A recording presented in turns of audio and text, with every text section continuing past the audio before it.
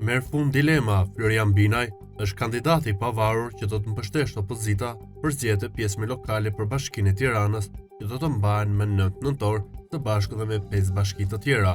Kreu Demokrat Sali Berisha pas mbledhjes së PD-s theksoi se kandidatura e tij do t'ju paraqitet aleatëve për ta mbështetur në këtë zgjedhje.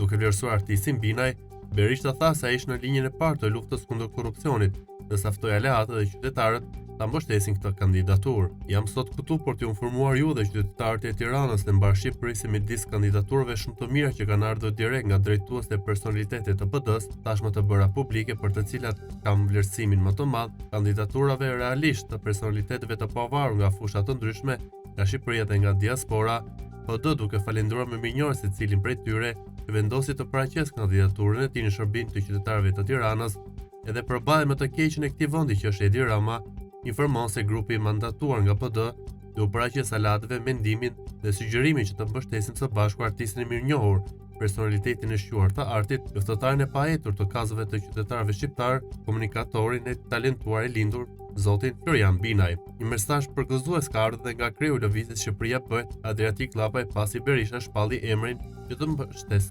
opozita. Ja këtu demokratizohet vendi pak nga pak, partitë do të jenë instrumente që e shtyn shoqërinë përpara, shkruan Llapaj në Facebook. Ai po ashtu i bën thirrje qytetarëve të tjerë apo aktivistëve të shoqërisë civile që duan të kandidojnë në 5 bashkitë e tjera ku ka zgjedhje më 9 nëntor të dalin në garë si të pavarur.